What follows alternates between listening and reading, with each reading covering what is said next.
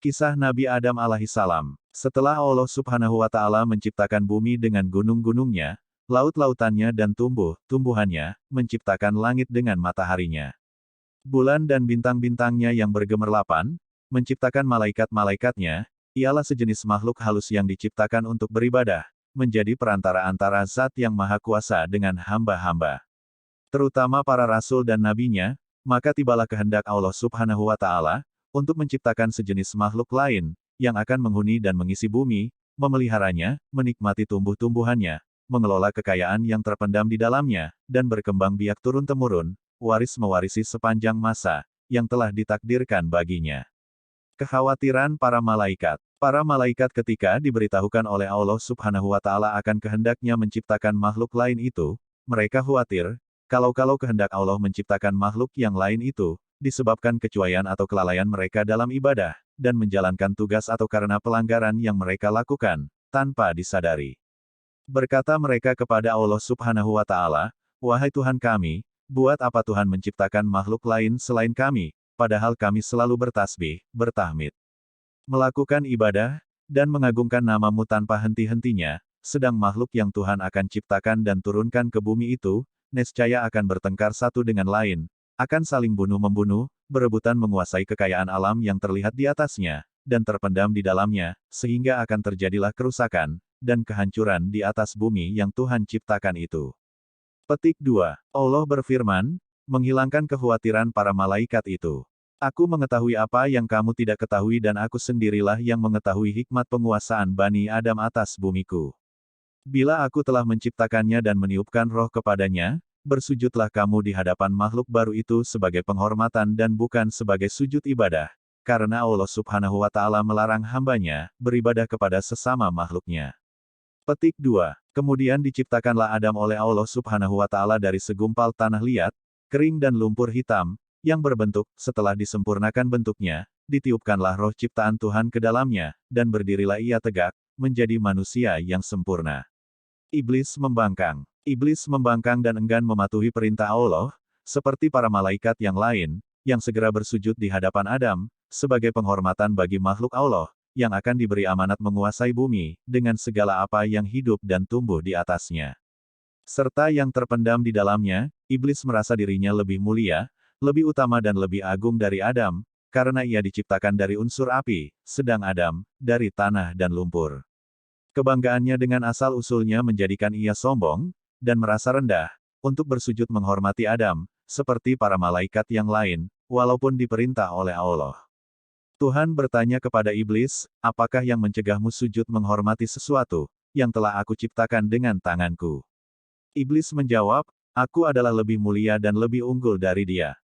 Engkau ciptakan aku dari api, dan menciptakannya dari lumpur. Karena kesombongan, kecongkakan dan pembangkangannya melakukan sujud yang diperintahkan, maka Allah menghukum iblis dengan mengusir dari surga, dan mengeluarkannya dari barisan malaikat, dengan disertai kutukan dan laknat yang akan melekat pada dirinya hingga hari kiamat. Di samping itu, ia dinyatakan sebagai penghuni neraka. Iblis dengan sombongnya menerima dengan baik hukuman Tuhan itu, dan ia hanya mohon agar kepadanya diberi kesempatan untuk hidup kekal, hingga hari kebangkitan kembali di hari kiamat. Allah meluluskan permohonannya, dan ditangguhkanlah ia sampai hari kebangkitan, tidak berterima kasih dan bersyukur atas pemberian jaminan itu, bahkan sebaliknya ia mengancam akan menyesatkan Adam. Sebagai sebab terusirnya dia dari surga, dan dikeluarkannya dari barisan malaikat, dan akan mendatangi anak-anak keturunannya dari segala sudut, untuk memujuk mereka meninggalkan jalan yang lurus, dan bersamanya menempuh jalan yang sesat, mengajak mereka melakukan maksiat dan hal-hal yang terlarang, menggoda mereka, supaya melalaikan perintah-perintah agama, dan mempengaruhi mereka, agar tidak bersyukur dan beramal soleh. Kemudian Allah berfirman kepada iblis yang terkutuk itu, pergilah engkau bersama pengikut-pengikutmu yang semuanya akan menjadi isi neraka jahanam, dan bahan bakar neraka. Engkau tidak akan berdaya menyesatkan hamba-hambaku, yang telah beriman kepadaku, dengan sepenuh hatinya dan memiliki akidah yang mantap, yang tidak akan tergoyah oleh rayuanmu walaupun engkau menggunakan segala kepandaianmu, menghasut dan memfitnah.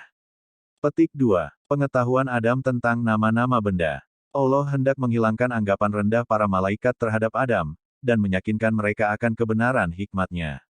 Menunjuk Adam sebagai penguasa bumi, Maka diajarkanlah kepada Adam, nama-nama benda yang berada di alam semesta, kemudian diperagakanlah benda-benda itu di depan para malaikat seraya, cobalah sebutkan bagiku nama benda-benda itu, jika kamu benar merasa lebih mengetahui dan lebih mengerti dari Adam.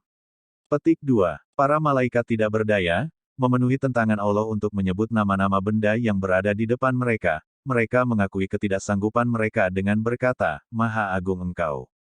Sesungguhnya kami tidak memiliki pengetahuan tentang sesuatu, kecuali apa yang Tuhan ajarkan kepada kami, sesungguhnya Engkaulah yang Maha Mengetahui dan Maha Bijaksana. Petik 2. Adam lalu diperintahkan oleh Allah untuk memberitahukan nama-nama itu kepada para malaikat, dan setelah diberitahukan oleh Adam, berfirmanlah Allah kepada mereka, bukankah aku telah katakan padamu, bahwa aku mengetahui rahasia langit dan bumi, dan mengetahui apa yang kamu lahirkan dan apa yang kamu sembunyikan. Petik 2. Adam menghuni surga. Adam diberi tempat oleh Allah di surga, dan baginya diciptakanlah Hawa, untuk mendampinginya dan menjadi teman hidupnya, menghilangkan rasa kesepiannya, dan melengkapi keperluan fitrahnya untuk mengembangkan keturunan. Menurut cerita para ulama, Hawa diciptakan oleh Allah dari salah satu tulang rusuk Adam, yang di sebelah kiri, di waktu ia masih tidur, sehingga ketika ia terjaga, ia melihat Hawa, sudah berada di sampingnya. Ia ditanya oleh malaikat, wahai Adam, apa dan siapakah makhluk yang berada di sampingmu itu?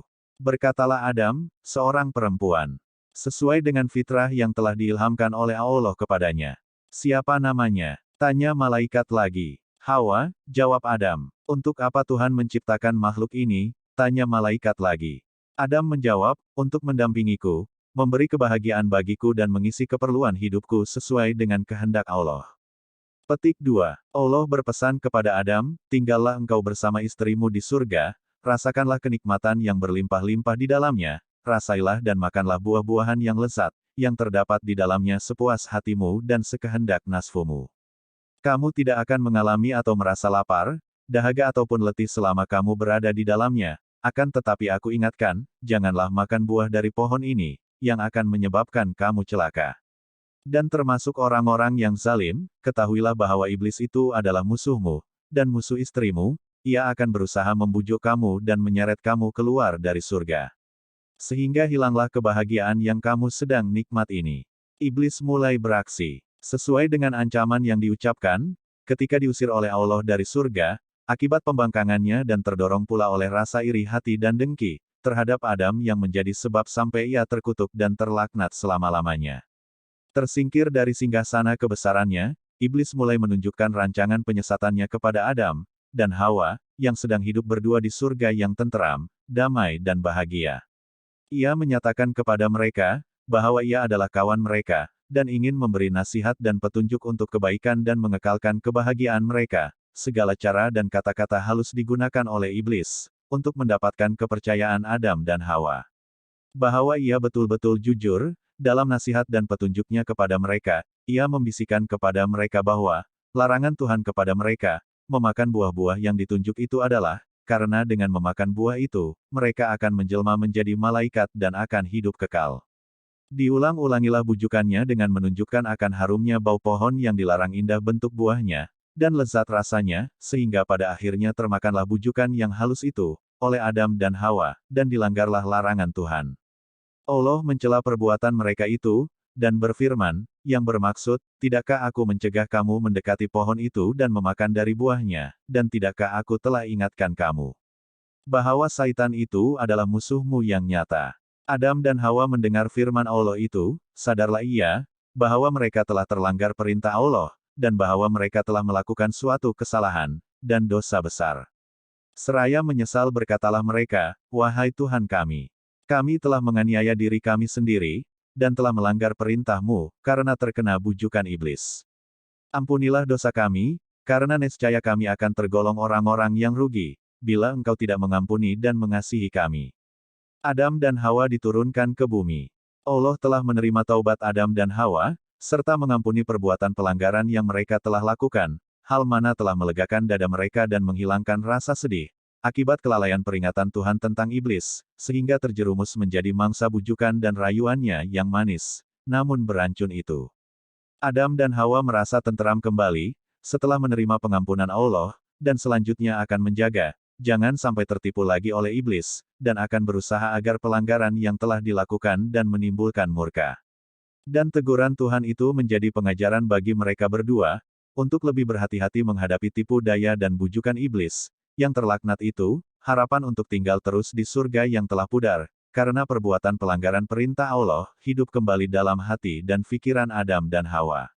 Yang merasa kenikmatan dan kebahagiaan hidup mereka di surga, tidak akan terganggu oleh sesuatu dan bahwa ridha Allah, serta rahmatnya, akan tetap melimpah di atas mereka untuk selama-lamanya.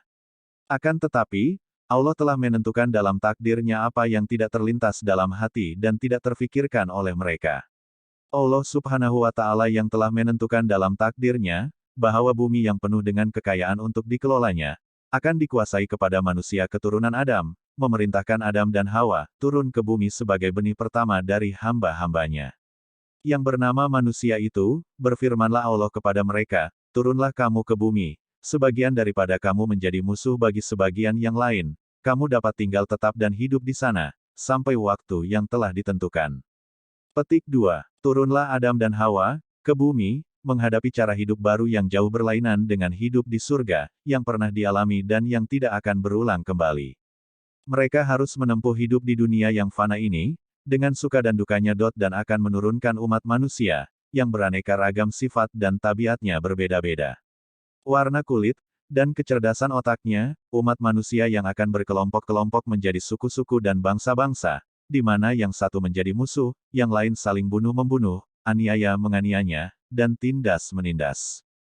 Sehingga dari waktu ke waktu, Allah mengutus nabi-nabinya dan rasul-rasulnya memimpin hamba-hambanya ke jalan yang lurus, penuh damai, kasih sayang, di antara sesama manusia, jalan yang menuju kepada redanya, dan kebahagiaan manusia di dunia dan akhirat.